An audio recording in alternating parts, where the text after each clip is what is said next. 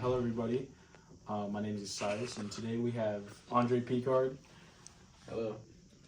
And so we're doing this questionnaire interview for the school. It's pretty much a place where we could have uh, influences for if you're going through a hard time. So you go on the school website, and so first thing we want to do is ask Andre who he is. Of course, we know his name, Andre. Yeah, my name is Andre Picard Jr. And at this time, this is the year 2025, and I'm the community outreach specialist for the child support program for the Nez Perce tribe. I'm also a Nez Perce tribal member. Let's see, I'm 46 years old this year. Have 5 kids and a wife. So, yeah. It's really successful man. So first question we're gonna get out the way is, can you share a little bit of your professional journey and how it led you to be in this leadership role? Okay, so my professional journey pretty much started right here in Lapwai, and I am a graduate of the Nez Perce Tribe Head Start program, and from there I moved into kindergarten at Lapwai Elementary, and then went on to middle school, and then went on to high school.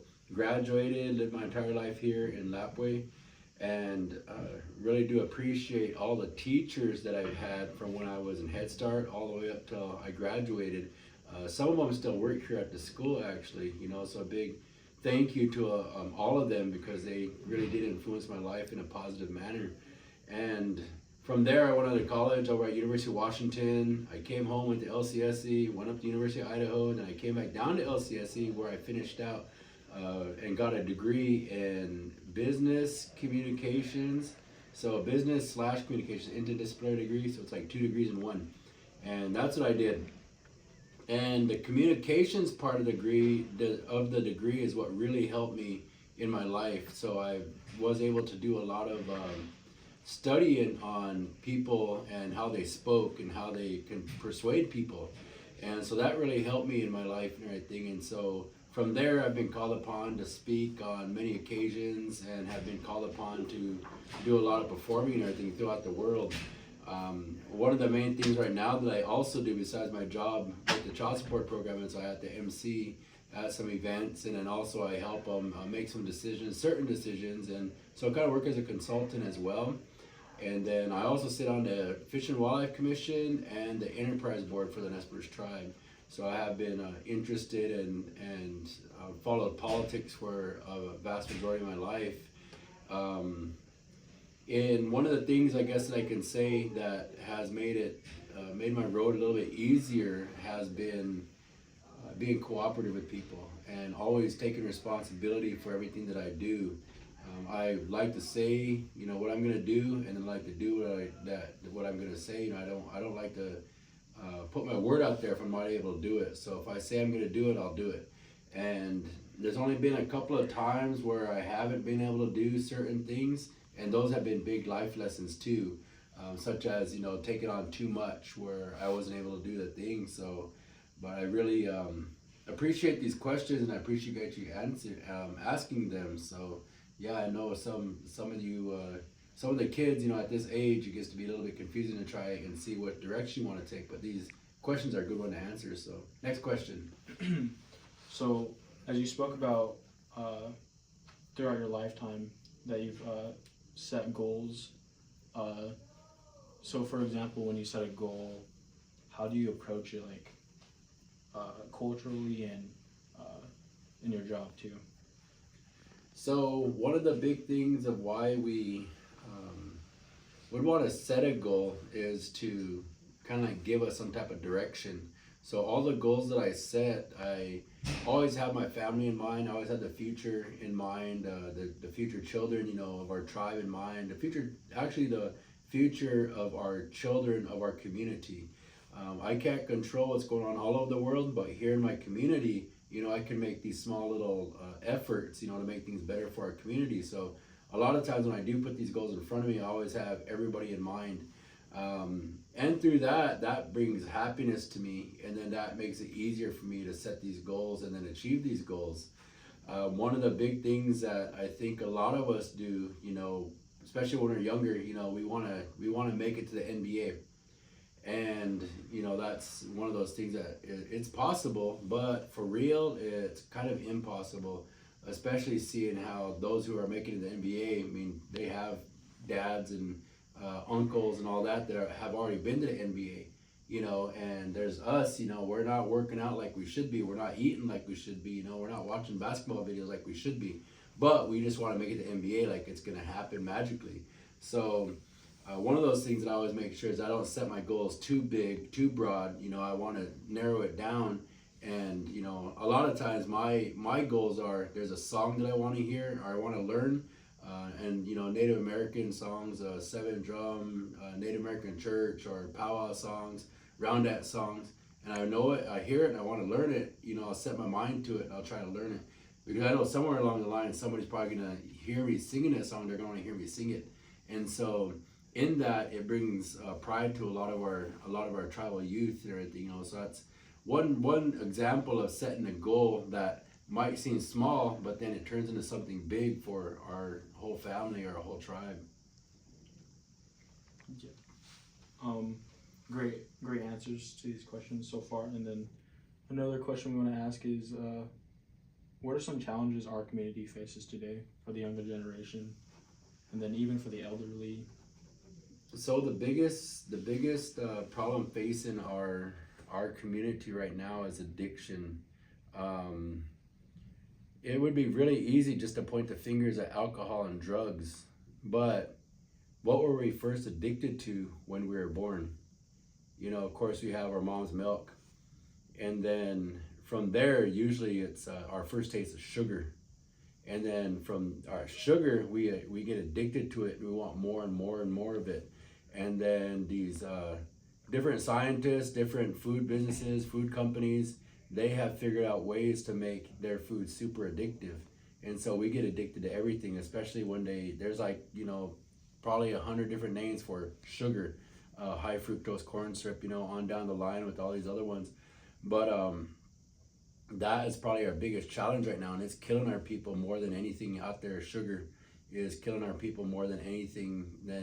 I don't think anything will ever catch up to sugar. We got diabetes, we got heart disease, we have all the asthmas and all the our tooth falling out, migraines, everything. We're allergic to sugar and all the junk food that they have out there, which all has sugar. If we had to take sugar out of the market and out of the store, then it'd pretty much be bare. It would be nothing there. So that's probably our biggest challenge, and that causes a lot of our addictions once we get older to be addicted to drugs and alcohol, and then addicted to overeating, and then from there that really does a big part on our health. So to me, that's the biggest challenge. And then two, that distorts our decision making as well. So we have decisions to make and everything, but we're too busy thinking about what's for dinner because we can't stop thinking about food. And the main thing we want for food is anything with sugar in it. And of course, we're looking forward to dessert, which is going to be cake, ice cream, or a candy bar, or whatever else it might be. So to me, that's the biggest challenge to our people right now. If we could all stop eating sugar, which I'm on week 3 now, I'm going. So by next Tuesday, I'll be on 3 weeks now without any sugar at all. And it's something I did do a couple of years ago, and I'm going back on this. It's kind of like a carnivore diet, is what, if you look it up on YouTube and everything, that's what it is. But I'm feeling better already. I feel good, and I'm not even craving sugar and everything, and I'm really feeling good about it. But that's one of the biggest things. Our diet is what's the biggest challenge. If we didn't have all these issues with our body that's making us make crazy decisions and do all these things, then we would be it'd be a lot better off. Yeah. I agree with you. There's a lot of things that Native American people aren't used to yet, since we're so brand new to sugar. And then another question we have is, can you share an instance where you had a step back in life, a personal step back, and then how'd you come back from it, and how'd you learn a lesson?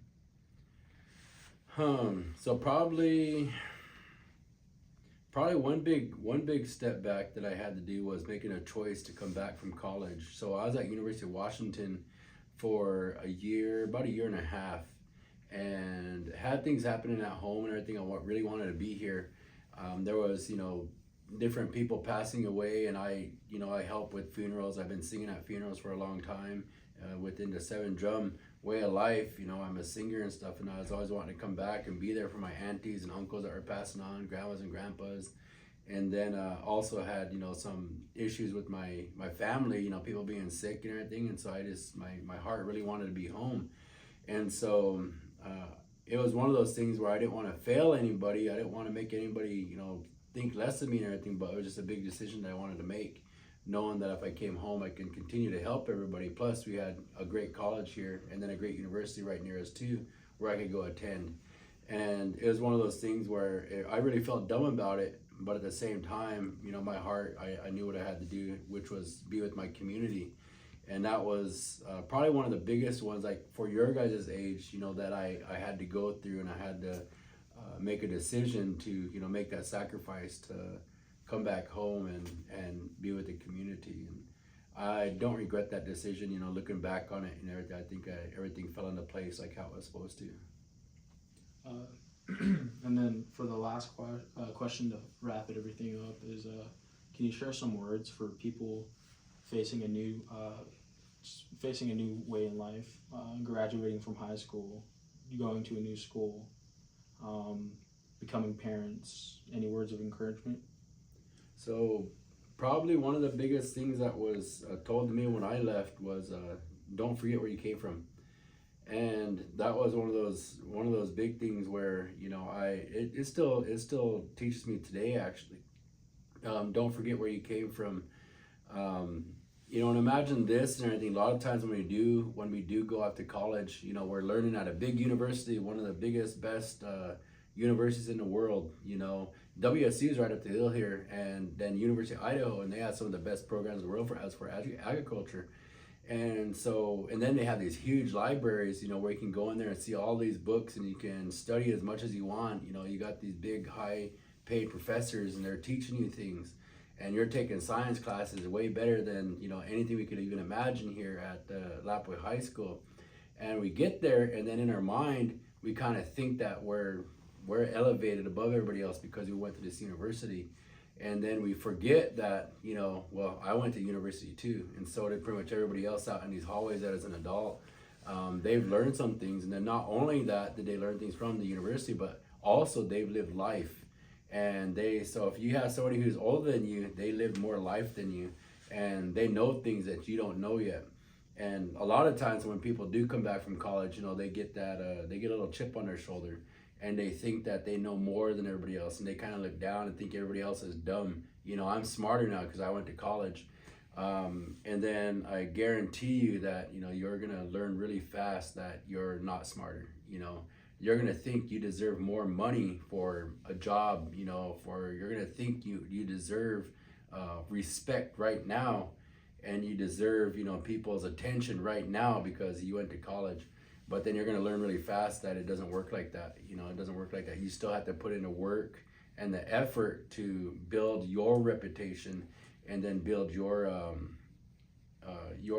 place, within either our community or anywhere you go. So if you go to the big city, if you go to move and go across the country and start a family over there somewhere, no matter where you go, it's going to be up to you to take responsibility for your reputation and building yourself up as a good coworker, or a good worker, good coworker, or if you start your own business, a good boss. All these things like this, they're all out there, they're within reach, but you have to take your own responsibility. Bad things are gonna happen, and when they do happen, learn from it as much as you can. Don't sit there and point fingers and try to blame everybody else. Hold on to it and learn as much as you can when bad things happen to you. You guys are going to get your heart broken someday.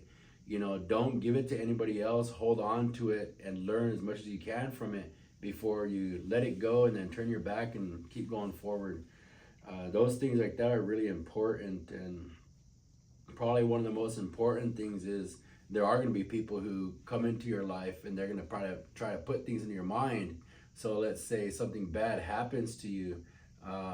Somebody might come in and try to convince you that no, it wasn't your fault, it was so-and-so's fault, and they did this, they did that, and that's why you did that. You know, I was like, no, don't ever let anybody take that from you. If something bad happens to you, or you made a mistake, you know, it's your own mistake. Grab onto it, look at it, and learn as much as you can from it. And then, like I say, make yourself stronger, let it go, and then go on with your life. You know, and you guys can really build yourselves up to be a really strong person if you always take responsibility for your own lives. Don't give it to anybody else. Hold on to it for as long as you can, and then once you're done with it, turn your back and keep going forward in a strong way.